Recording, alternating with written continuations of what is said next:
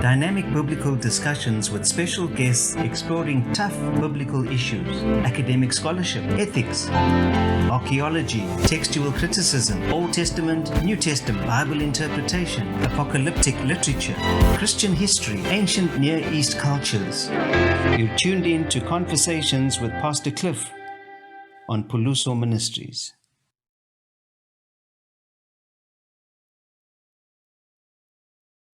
Good day, everyone. Welcome back to our new episode.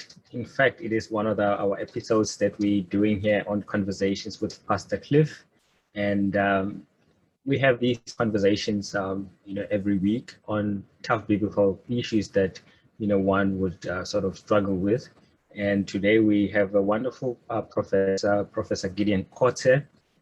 And Professor Kotze comes from University of Northwest, which was formerly known as Potchefstroom University. Welcome, Gideon, to our show with Conversations with Pastor Cliff. And for me to give you a bit of background who he is and what he has done, he is a research professor in the area of ancient studies at the Faculty of Theology at Northwest University. His research focuses on textual criticism, the Dead Sea Scrolls, and the Septuagint, as well as ancient wisdom and lament literature. There's quite something that jumps at me when I look at your background, Gideon, textual critique. Can you sort of tell us what textual critique is all about, and how does it help us to study the Bible and in the field of biblical studies? Here we go. Great. Wonderful. Okay. Technology, yeah. It's Sunday afternoon, so the technology is not. Pastor Cliff, thank you very much for the opportunity, and also for the very kind invitation to participate in these conversations. It's a joy for me to be here and to tell you a little bit more about textual criticism, because it's something close to my heart, but it's also not something that's very well known, and sometimes very often not well understood. So thank you for the opportunity also to talk a little bit about what I do, and it's a joy for me to be here. It's a pleasure. Thank you very much. When we talk about textual criticism, it's very important to keep a couple of things in mind, and that is we talk about text and we talk about criticism. So I'll just quickly try and say something about both. First the text side and then the criticism side. So first of all, with regard to the text, textual criticism is a broad field of research that focuses on literature, literary text, literary writings. So what we will generally call texts. That, of course, were created by particular cultures. So textual criticism is broadly speaking, a field of research that's part of cultural studies, and more specifically, focus on literary writings and literature or texts. And why this is important is that when we study cultures, in our case, particularly ancient cultures, literature and literary writings are some of the most important sources that we have when we study cultures. And in the case of ancient cultures, it's very rarely the case that we have only one version or form of a particular text or a literary writing. And this goes for the Hebrew Bible, and I should maybe just footnote this by saying that I'm a text critic of the Hebrew Bible, so the Old Testament. So that's my area of focus. So you have textual criticism of the New Testament, of course, and you have textual criticism of all kinds of different literature. But I focus on the Old Testament or the Hebrew Bible side. So we look at these different forms or versions of books in the Hebrew Bible, and the reason why that we have different forms or versions of the Hebrew Bible is, of course, that back in the day, all of these texts were written by hand. That's why we call them manuscripts, because they were written by hand. And we have various forms of them, or various versions, and by hand. Sometimes they wrote it late at night, or they wrote it with candlelight or oil lamp light, and didn't see all that well, or they were sleepy, or something happened.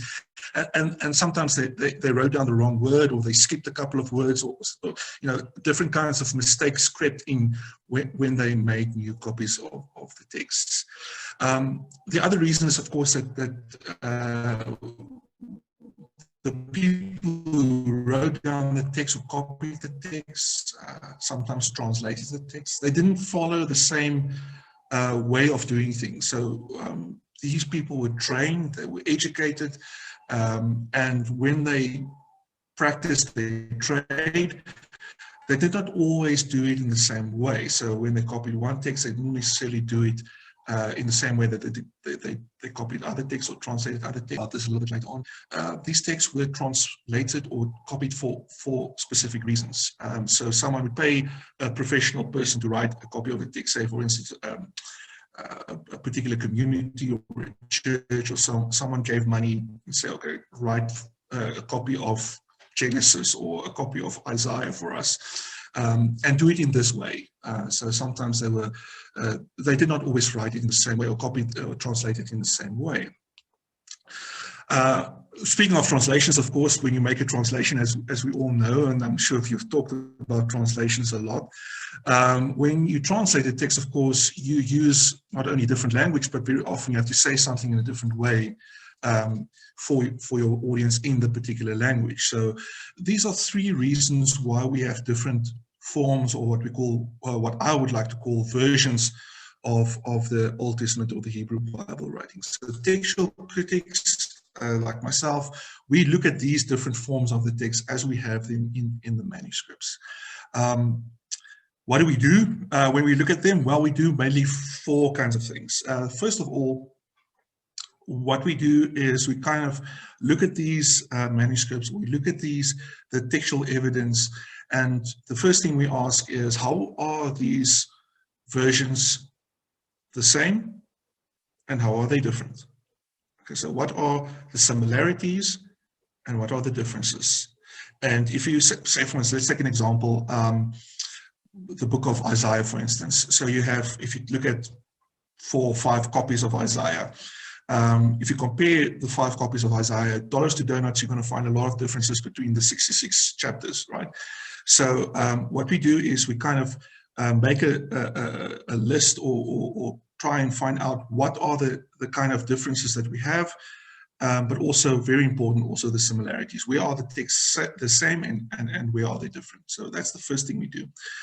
The second, of course, is to ask the question, why? Why do we have, the similarities and the differences? Why do we have passages that are pretty much the same, and then all of a sudden here in these couple of verses, or this passage, or this chapter, we have, 5, 6, 7, 800, not 100, but a lot of differences and different kinds of differences in the text. So we try and find explanations, what might have caused these similarities and differences in the particular passages where they are found. Third, and this is for me the most important, not to say that the other two things that we do are not important, but for me, the most important thing that we do as text critics is the third question, is the so what question. Okay, so what do these similarities and differences actually contribute to the subject matter or the content, the message, if you will?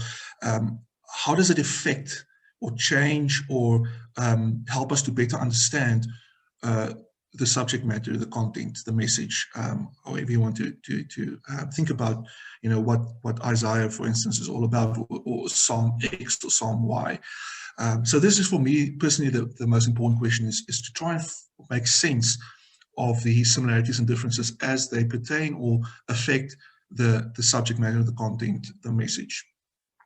And fourth kind of thing that we do is very important, interesting, but it's a little bit on the technical side, and this is typically what you often hear text critics do, and that is to trace a textual history. And what that basically means is to say, well, when we look at the textual evidence that we have, if we look at all the manuscripts and all the translations and everything that we have, what are the more or less the starting point, the earliest forms that we have, and how did that develop until what we have today in our translations? But very often we stop at the ancient times and ask, well, where did we start and where did we more or less finish before the texts did not change, the wording of the text did not change all that much anymore. It gets a little bit technical, and it's for me not the most interesting question. Like I said, the third one about the content or the subject matter is for me personally the most interesting. But to make a long story short, text critics look at the available textual evidence, or the different manuscripts or translations that we have of the biblical writings, and in my case the Hebrew Bible writings or the Old Testament writings. And then we ask these 4 questions. What are the similarities and differences? Why are there these similarities and differences? What do these similarities and differences, how do they impact the meaning or the content or the subject matter? And then fourth, on the more technical side, we also try and trace or plot these similarities and differences on a history of development. Okay, fantastic, Gideon. I think what you mentioned is quite profound, because we talk about, and it fits well into the topic of today, the development of the text of the Hebrew Bible itself, and these texts, as you sort of mentioned, they kind of developed over time and sort of grew over time.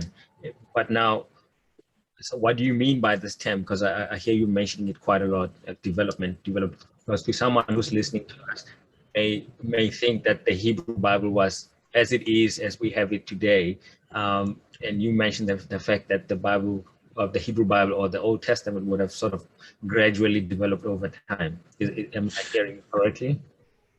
Yes, I think that, again, it's a very important question and distinction to make. So when we talk about the Hebrew Bible, and we talk about, say, for instance, the New Testament, we should also just keep those 2 things apart, and I'll say something more about that. But like I said, the Hebrew Bible part is the one that I work on, and the reason why we talk about the development, and it will be different for the New Testament, and it will be different for literature in other languages, because you have to look at the manuscripts, you have to look at what you have available.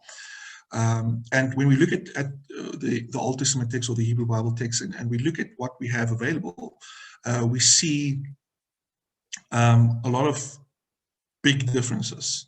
And when I mean big differences, it's basically chunks of texts. So we have verses or passages that are there or different. It's formulated differently, or it's not in one text where it is in the other text. So we have these what we call the differences or the variants in the manuscripts. So to say it in one sentence, from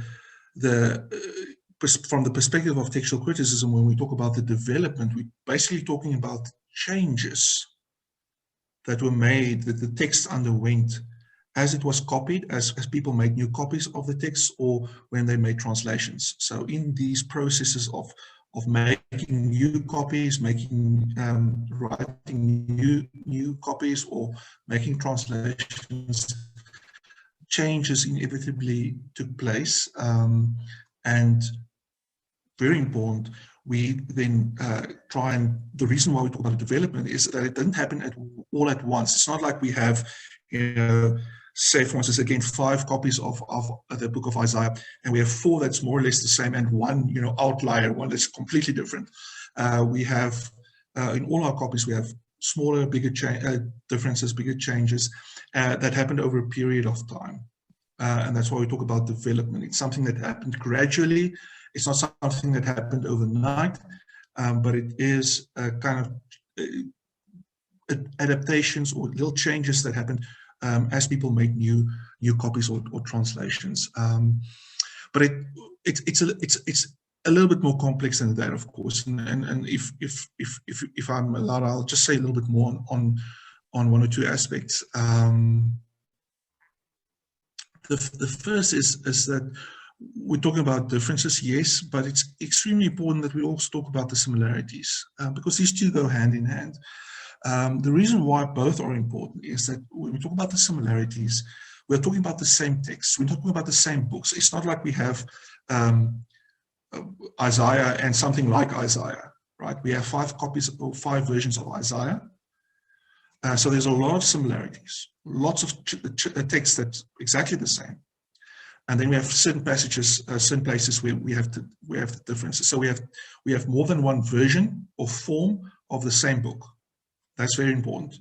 So it's not like we have Isaiah, something like Isaiah, and something a little less like Isaiah. We have we have lots of copies of Isaiah, but say for instance we have 5 copies of Isaiah, but they're all different in different ways.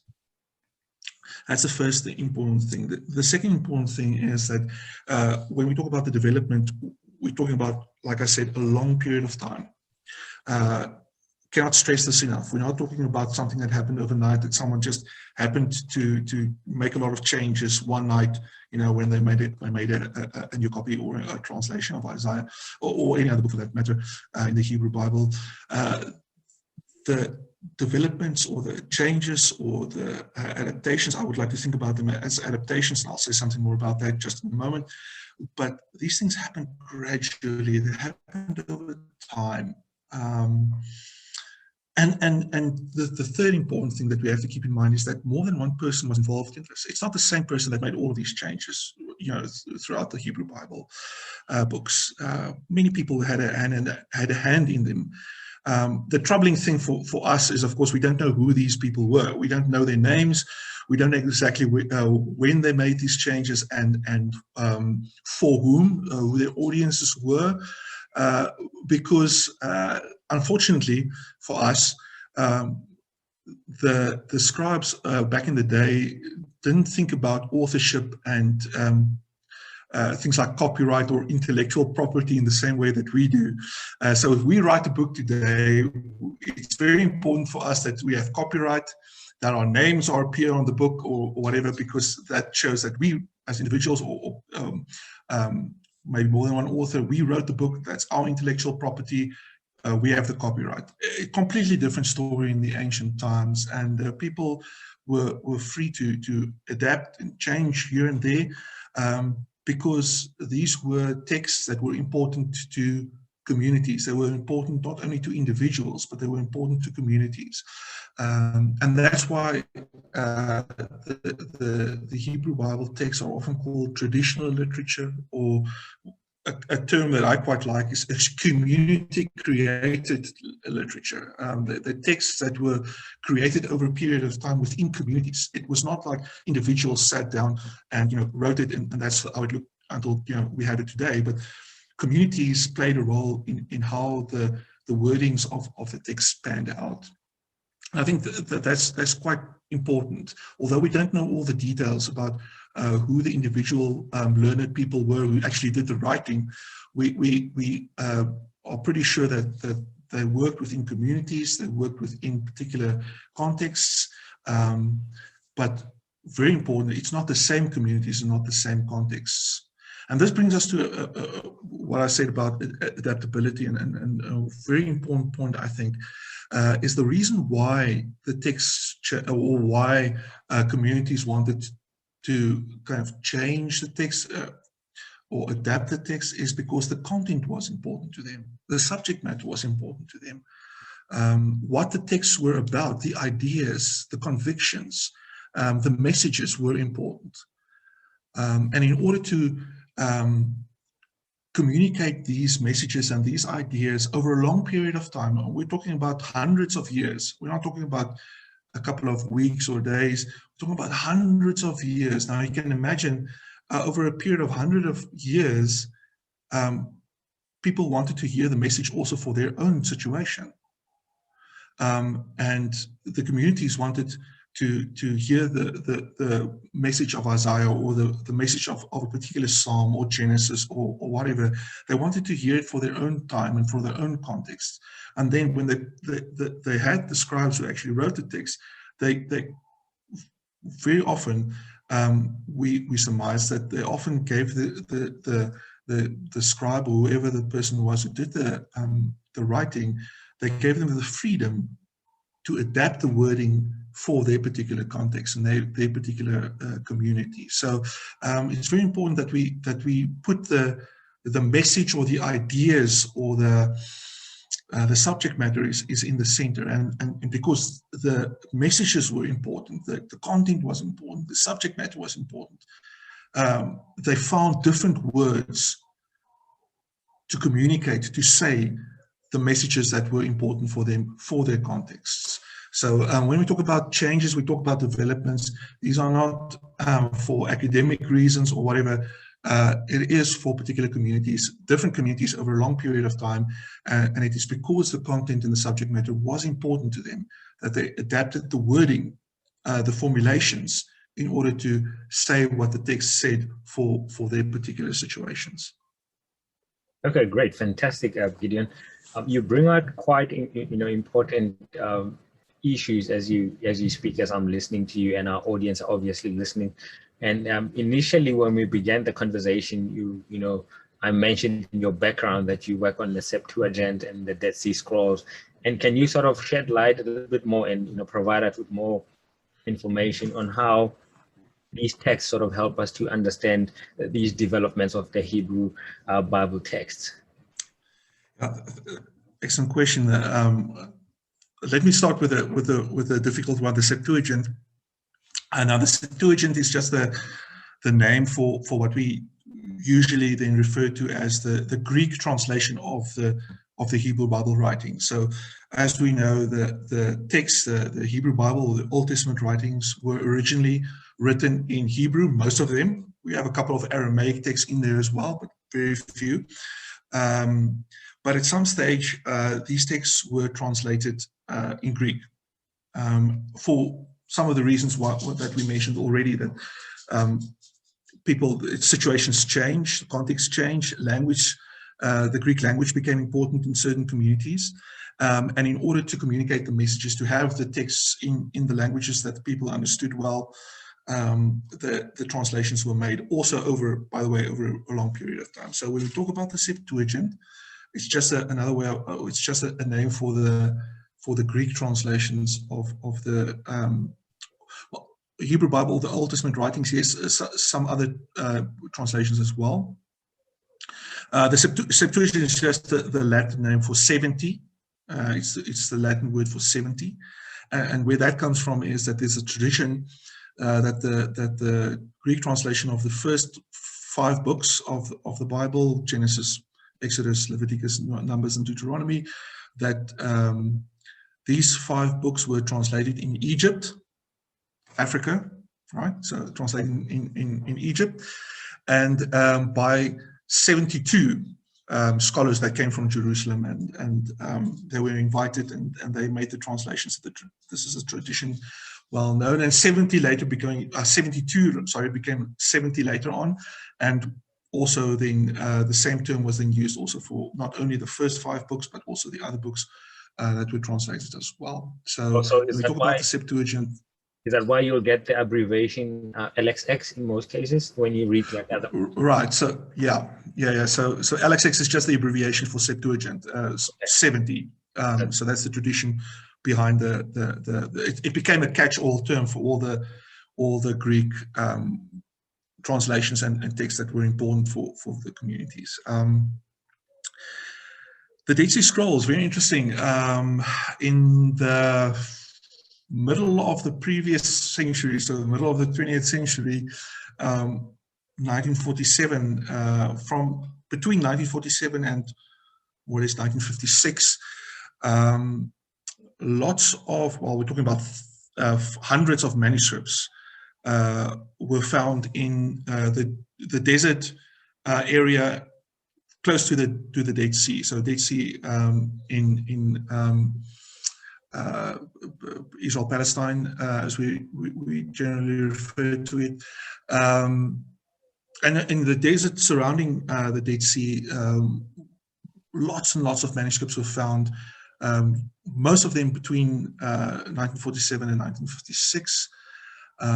Periodically, we hear of new discoveries of manuscripts. Very recently, a couple of months ago, there was again in the news reference to a manuscript, interestingly in Greek, by the way, that were found in excavation. So sometimes you still hear of manuscripts or fragments of manuscript popping up. But we call them the Dead Sea Scrolls because of the area where they were found, in the desert area surrounding the Dead Sea. And we're talking about, like I said, we're talking about hundreds of manuscripts that were found, and about, say, more or less 200 of these manuscripts are what we call biblical manuscripts, or manuscripts of Hebrew Bible writings, Old Testament writings. So more or less 200 of these 900 plus, almost 1,000 manuscripts that were found, more or less 200 of them are of books of the Hebrew Bible, of the Old Testament. And what these manuscripts showed us changed everything. It was, as one scholar called it, paradigm shifting. You know, it was really, really important find. Some scholars have argued that this is the most important find of the 20th century. And when we talk about biblical studies, this is extremely important manuscripts that were found. And when we talk about the 200, more or less 200 quote-unquote biblical manuscripts, they've taught us a lot about the development or the history of the Old Testament texts. I'll mention 5 important things, how they helped us to better understand these texts. The first thing that they helped us to understand is something that I've mentioned before, and that is that at the time of more or less the time that Jesus lived, and a couple of hundred years before that, when we talk about the Old Testament text or the Hebrew Bible texts, there were a lot of versions. There were different versions. The fancy word that scholars often throw around is textual plurality. You know, there was more than one version of these biblical writings circulating, available, and very important, they were available more or less in one place. So different versions are available at one place. But it's very important, again, that these manuscripts date from hundreds of years. They date from different periods over a stretch of, say, 300 years. So they're very old, and they're not all from the same period, but they were all available at the same place. That's very, very important. So we get this the idea from the Dead Sea Scrolls that what we had at the time of Jesus and a couple of years before that and a couple of decades thereafter was that the texts circulated or were available, existed in several different versions. And there wasn't just one version that someone said, okay, the temple people said, listen, this version is the most important one. This version is the one that we want. No, there's no evidence that someone said that version X of Isaiah and version Y of Genesis, that's the correct version. There's no evidence of that. So we have different versions available at the same time, although these versions then date from very long periods of time, say a period of 300 years or so. That's the first thing, that we have these different versions at the same time. The second important thing is that the version that we had before the discovery of the Dead Sea Scrolls, the versions that we usually base our translations on, the one that was available, like I said, before the discovery of the Dead Sea Scrolls, that same version was also found among the Dead Sea Scrolls. So the version that our Bible translations are usually based on today was also available at that time. And that helps us to understand that the version that we had before and still use for our Bible translations, that is a very old version.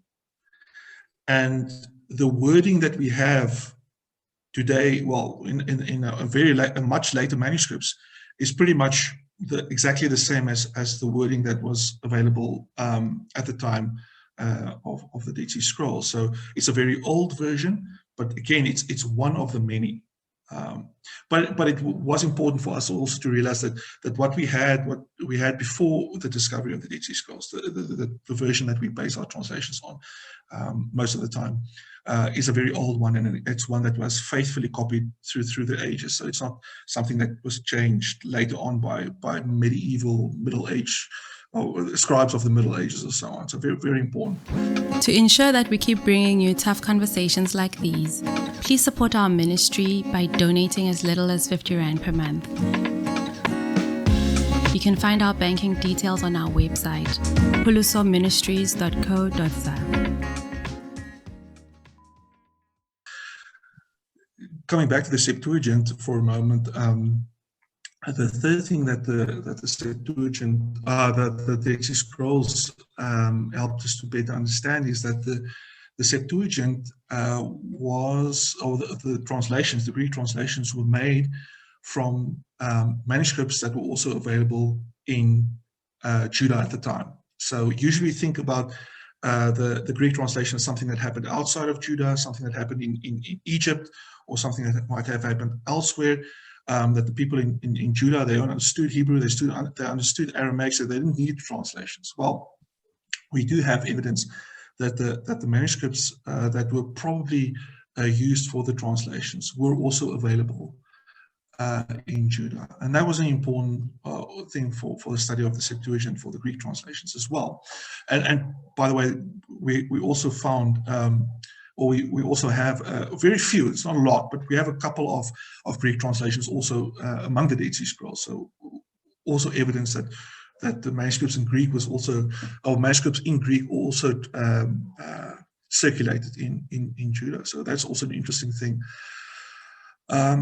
Very important is another thing that we also mentioned before is just the way that the scribes worked. We learned a lot about the way scribes copied and made new manuscripts, and this is an important thing. It can get a little bit technical, but it is important to mention that we have to keep in mind, as modern Bible readers, we have to keep in mind that in those days, people didn't go to the local bookshop in Jerusalem and say, "Well, one copy of Isaiah, please." We talk about Isaiah, it's 66 chapters. It's a humongous scroll, right? It's big, it's large, it's expensive.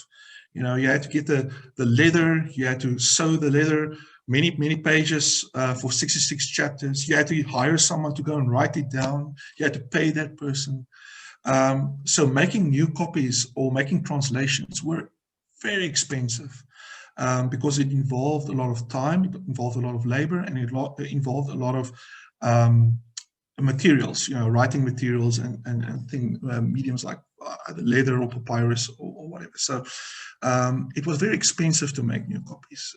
And this is also something that we learned again, or we knew it all along, but something that dawned on us again when we looked at the manuscripts and the different kind of things that scribes did when they created or copied new manuscripts. We have to keep that in mind. So it's not something that happened every day, and it's not something that happened regularly, that people just could have access to these texts every day like we do, and they did not have the Bibles in a nice one volume form with a nice cover. These were all scrolls, individual scrolls that they had to carry around. So these are some of the lessons that we learned new when we talk about the Dead Sea Scrolls, but also some things that we knew but had to reappreciate when we looked at all of these different manuscripts. Last thing is just again the fifth and the last thing is again something that I've mentioned before, and that is the importance of the content, the importance of the subject matter, because it's not only the biblical manuscripts that are important, but also the other texts among the Dead Sea Scrolls that were also discovered. And what is important in that regard is that many of these texts quote or cite or use Old Testament or Hebrew Bible writings when they try to make their own points or give their own messages. So these texts were also used to say something new for the communities in their own situations. Oh, fantastic. You mentioned a lot of things that are quite pivotal in what we're actually talking about. But someone sitting out there may ask, why is the development of the text important for us in terms of reading these texts and interpreting these texts of the Hebrew Bible? What would you say to that?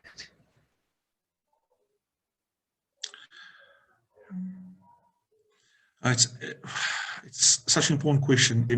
Text critics also to ask that question, because it's again the question, so what? So we're working day and night, we're working on these texts, with these manuscripts, and the question then becomes, okay, but how is this relevant to our reading of the text? How is this relevant to what we do in church or personal devotion, or whenever we read the text for translations? How can what we do in an academic context and working with the manuscripts, how can that be relevant to not only our reading, but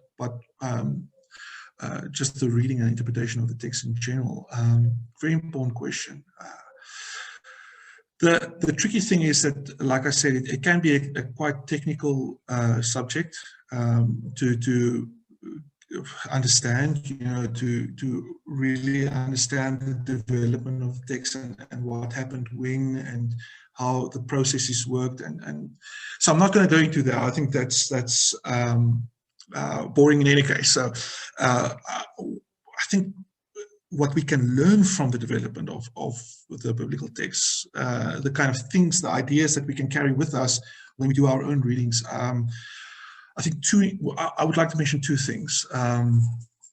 The first thing is that just bearing in mind that the text developed over a period of time, and that different versions of the same texts were available at the same time. So both the development, the development over time, but also at a certain period of time, Dead Sea Scrolls, for instance, more than one version circulated at the same time. I think that can help us in two ways to read and understand the Bible, of the Old Testament text. Let me say the Old Testament, or the Hebrew Bible text. The first thing it helps us to understand, or just to keep in mind, is that we usually read the text for our own purposes, right? So either in church or for a sermon or for devotion or for whatever reason, when we make translations or whatever the case might be. So we read the text for our own reasons and for our own context. And we usually ask the question, okay, so what is the meaning of the text for me today? Or when we're in a community, what is the meaning of the text for us in our context today? Very important question. But the development of the Hebrew Bible text helps us to also keep in mind that we are not the first readers of the text, and hopefully will not be the last readers of the texts. Yeah. But we're not the first readers of the text. We stand in a long tradition, right? So like the people who made the changes, who adapted the text who for their communities, they also worked from what they had, but they also stood in the tradition of working with the text and trying to understand the text for their communities and for their purposes. And the same is true for us in a different way, in a different context, that we also stand in this long tradition of reading and making sense and trying to understand the text. And the question that can help us to understand or read the text is also, what can we then learn from the people that went before us? What can we learn from previous readings of the texts, even into ancient times? So if we have access to these different versions of the Hebrew Bible texts, then we can ask, okay, but what can we learn from these processes? What can we learn from the people who tried to make sense back in the day? Not to say that we have to adopt their understandings, but to say, what can we learn from them? Just as we ask, what can we learn from our parents? What can we learn from people in our communities that read the text before us?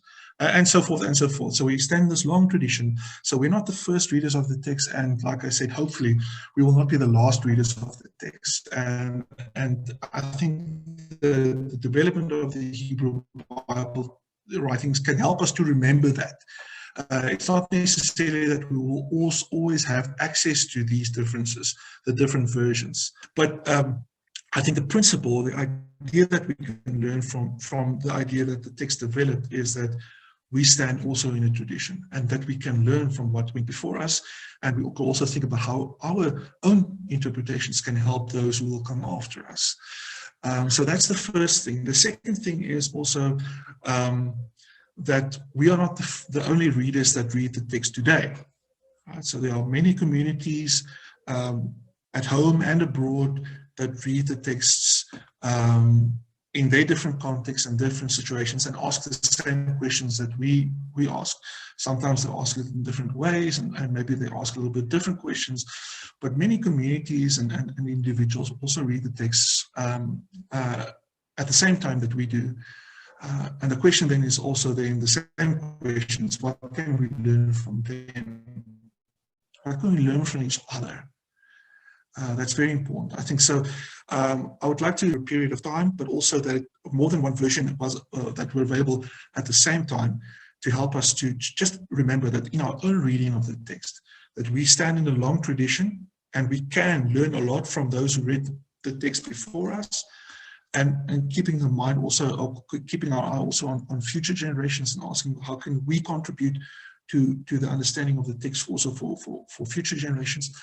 But also ask the question: what can we learn from each other today when we read the text in our own communities, in our own situations, but also people from fellow readers of the text in different contexts and different communities. So I'm hesitant. I'm hesitant to say, well, what the development of the text as such can help us to better understand the text, but rather to draw principles or ideas that will actually help us when we read the text. Also, just to keep in mind that well, we stand in a long tradition, and there are readers that also today read the text, and that we can learn Awesome. from both. I think you mentioned something quite intriguing, that we're not the only ones that are reading the text, and we are simultaneously reading the text with other communities out there that are currently reading the text with us. So it's important that we learn from the past, and it's important that we learn from the present in terms of how others are reading the text. So I see this intertwined kind of reading of text, so we sort of bounce it with each other and learning from one another and learning from the past, which is quite key as you bring it forth. But now someone may want to know, because you've sort of mentioned a whole lot of complex ideas, over our conversation. If they want to learn more about this, development of the text of the Hebrew Bible, where can they go to actually learn about this? Yeah, it's also a relevant question, because it like I said a couple of times, it is a little bit of a technical subject, and of course, when you work with as in textual criticism, the presupposition is that you work with original languages and things like that. So that can be a little bit difficult. There are luckily translations at this stage, mostly English translations of many of these texts available. Say, for instance, the Septuagint. If someone is interested in an English translation of the Septuagint, to maybe look at how the Greek translation looked, and how that might differ from what the Hebrew looks like. There's a very recent translation into English that is available online, if free of charge, so you don't have to pay anything. It's called the New English Translation of the Septuagint, or NETS for short, New English Translation of the Septuagint. It's available on the University of Pennsylvania's website. The translation was completed in 2007. That's when the hard copy came out, and it was revised in 2009. But they do regular updates as well, and all of those are available free of charge on the Universities of Pennsylvania's, I think it's UPenn. Yeah. Anyway, so if you search for NETS, New English Translation of the Septuagint, you'll find it. But you can download the PDF files and just have a look at for instance, the differences that you find in the Greek translation, in this case, the English translation of a Greek translation, and compare that, for instance, what we have in our translations as well. So that's, if you're interested in the Septuagint, that's one easy way of looking at it. There's also an English translation of the Dead Sea Scrolls, the biblical manuscripts of the Dead Sea Scrolls. So they also had a couple of years ago. Now memory doesn't serve when exactly. I think it was 1999. So it's a couple of years ago. They made an English translation of the biblical manuscripts of among the Dead Sea Scrolls. And I think that's called the Dead Sea Scrolls Bible. Don't quote me on that. I think that's the title. I might be wrong. But again, and what's handy about that edition or that source is that it gives you the English translation, but it also just highlights or puts in italics where the texts differ. So it's easy to spot the differences. And what they give you is basically just the translations of the manuscripts. So you can easily then see if for instance, the book of Ezra is just, a little paragraph, then there's only a little paragraph in the manuscripts available. So I find that also a useful source just to check, to see what is available, and it's a very handy resource to look at, to quickly spot the differences. But if someone is interested in the more the nitty-gritty, the technical side, not the technical side, but the kind of the discussions about development of the Hebrew Bible texts, and I want to know a little bit more, there is a book by Eugene Ulrich. He's a professor in America at Notre Dame, I think. He wrote a book in 2015, The Dead Sea Scrolls and the Developmental Composition of the Bible, which is, it ranges from a little bit more technical, but it's actually, the first couple of chapters is very accessible, written in an easy style that anyone can understand. It's very accessible, just to give you a kind of introduction to the basics of the development and especially the role that the Dead Sea Scrolls played. So it's in the later chapters, he then takes chapter by chapter. He looks at the different books and how the Dead Sea Scrolls help us then to better understand the development and the changes, and talks a little bit in more detail about case studies, interesting case studies. But the first couple of chapters, really accessible, really good. And the reason why that's such a good source is that Ulrich was one of the people who actually worked on the manuscripts.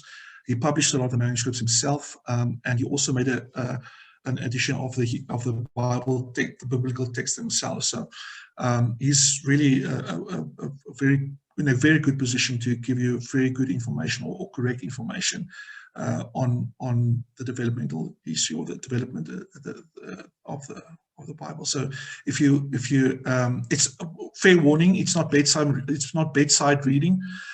So if you have the stomach to read a couple of interesting things, then it's really worthwhile to go and have a look at that. So that's the three sources that I would recommend for someone who's interested to learn more. Great. Thank you for that. I think just before we wrap up, we have I think 2 or 3 questions from some of our audience, and one has asked, because you mentioned the community literature and the adaptation of these texts as they kind of develop.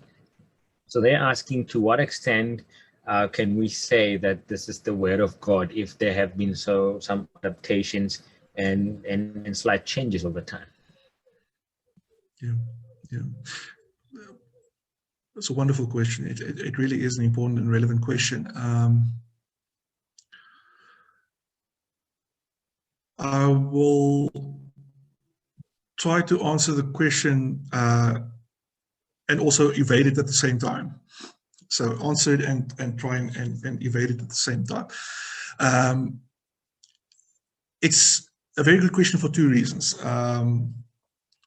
First of all, it is important to ask the question what we mean by the Word of God. So it forces us to think about how we ourselves think about the concept. How do we understand it? And then understand it in relation to ourselves. And that's a very important thing. Looking at the first part of the question, our own understanding of the concept of Word of God, because it's not clear what that means, right? So we all have our own definitions of that concept. Some of us are comfortable with the concept. Some of us might say it's a little bit tricky, and we don't know quite sure what we mean by the Word of God. For me, at least, I think it's useful to think about it in at least more than one way, but let me mention two. And that is to say, when we talk about the word, surely we don't mean singular. There's just one word, it's just don't or do. It's not. So we talk about the word, we basically mean at least what God says, or a word from God.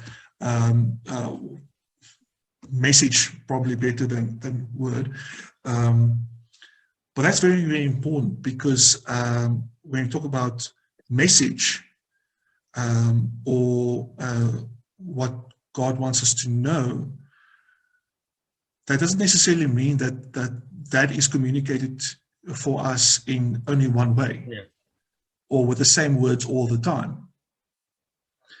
Let me try and explain that better. Let's take our translations.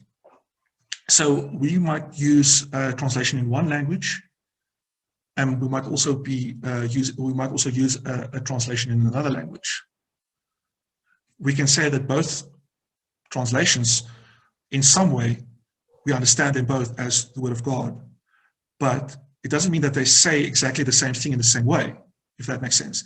So it's translated in different languages, so the same message or the same ideas or the same convictions are communicated in more than one way and in more than one language, in different ways, different language. Even if we talk about different translations just in the same language, like for instance, different English translations, we can use the same argument to say, well, it's even the same language, but it's not the same words. The important thing is the message. The important thing is the content, the subject matter. And that is why that we keep in mind that it's all about the message. It's all about the content. It's all about the subject matter, because that was what was important. It's not whether the message was here formulated with two this and one a, but in the other text it's with one the and four a's. It's a silly example, but you understand that the message is important. But we even today use different words, even different languages in our worship service, in our devotion, whatever, to get the message. And I think the same principle applies when we talk about the development of the Hebrew Bible texts. So we think about the message as important. It's not necessarily the nitty-gritty words, exactly the words that were used, but that were communicated in different ways for different communities. So that's the one side, and say, well, okay, when we talk about word, it's not one singular in terms of language or text necessarily, in my opinion. Okay. The second thing, very quickly, is that it's also not only a word from God, but a word about God. So that's the other side. But I think I said enough just to confuse everybody. The other thing that is important, of course, is the other reason why the question is important is that we try to understand these concepts that we use and our convictions in the light of new evidence. That's a deep insight. That's extremely important.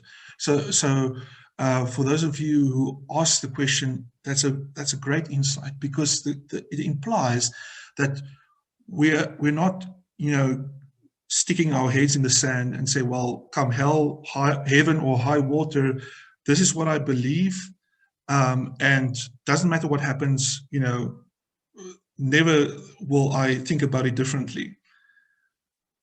Well, we have to think about it as new evidence comes available, or when contexts change, when our situations change, when our personal situations or change. We have to rethink what we experience, and we have to rethink what we believe in light of our new experiences. And again, this is the same thing that happened. It's the same thing, but we can kind of see the same thing happen in ancient times as well. Say, well, context change, situations change. We have to think about the message in a new way.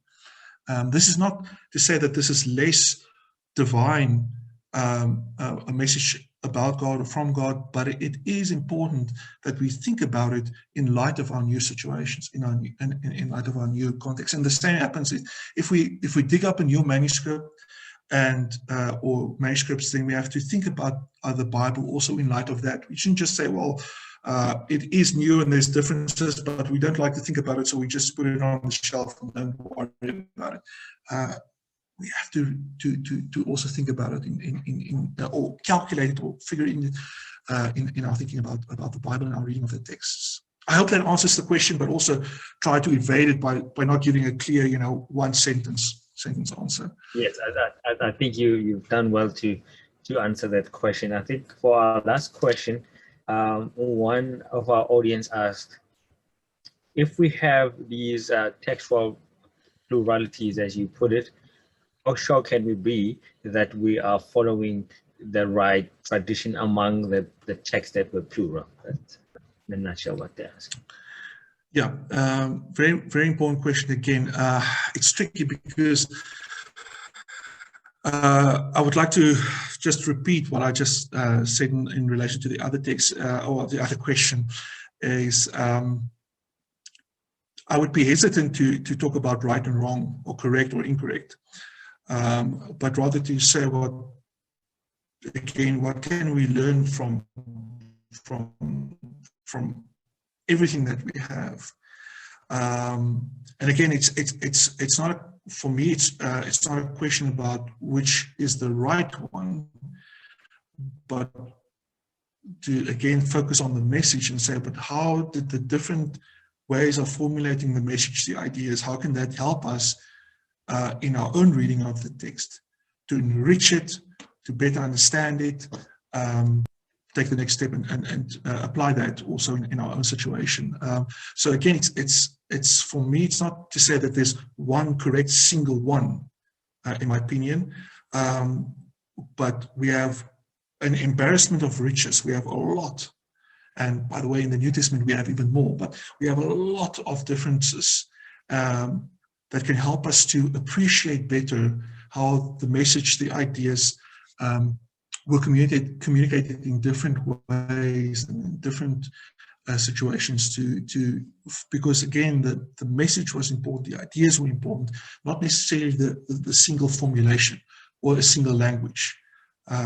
So I hope that point comes across, that you can communicate the same message or the ideas in more than one way. And if we stick to this idea that there's only one, and that's the right one or the wrong one, we run the risk of we're not in a position to listen to other perspectives or other formulations or other versions that might also enrich our own reading, enrich our own understanding. So again, trying to answer the question without, answering it head on, trying to evade it, but also give at least an answer to it that will hopefully make sense in light of what we said in the previous discussion.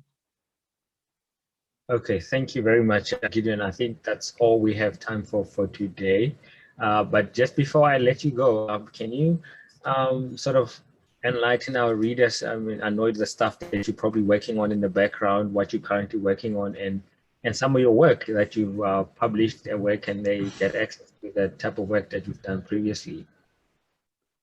Thank you. That's very kind, because it's not interesting to everybody. So I've mainly been working on the Book of Lamentations. So if you don't know about the Book of Lamentations, I invite you to go and read the Book of Lamentations. It's just after Jeremiah. It's very short. It's only 5 chapters. So if you know it, then you know how interesting it is. But I've mainly worked on that, and recently published a book on the imagery in the Book of Lamentations, and how we can make sense of the very strange and difficult imagery, literary imagery, metaphors, and things like that. But I'm currently working on the book of Ecclesiastes, which is equally interesting but equally difficult. And those of you who have read the book of Ecclesiastes recently, you will know that it's an uphill battle to make sense of it. But I'm enjoying it thoroughly at the moment, because one of the things that the Ecclesiastes is, well, a very important theme is also finding joy in our daily existence, which I think is invaluable advice in the times that we live in, is to, yes, keep the bigger picture in view, but find joy also in the daily circumstances. And I've been enjoying reading that and working on that. But coming back to your original question, I've been working on the Greek translation of Ecclesiastes. So that's a work in progress. Okay, great. And where can they access some of your work? Maybe actually purchase some of the work?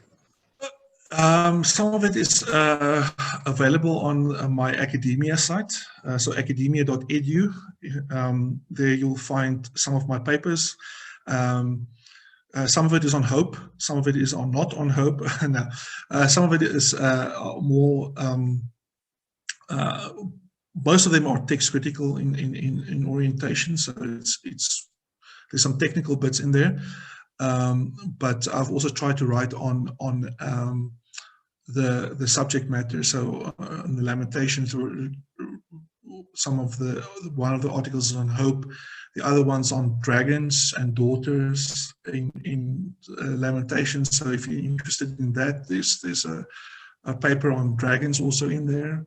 If you didn't know that dragons is in the Bible, you can find out about them.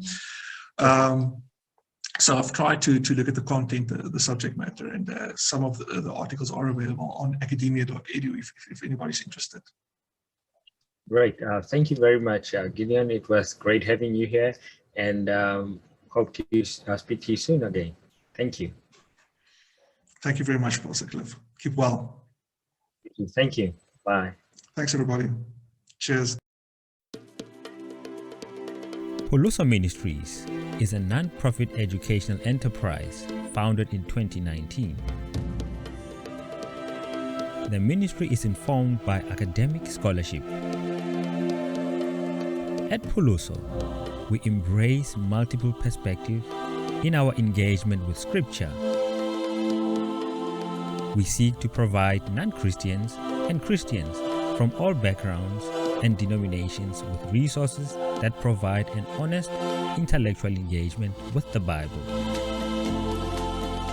We embrace multiple perspectives in fostering a more open, moderate society into the 21st century and beyond.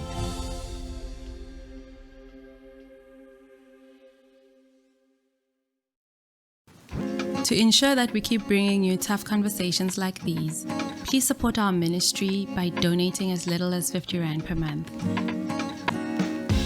You can find our banking details on our website, pulusoministries.co.za.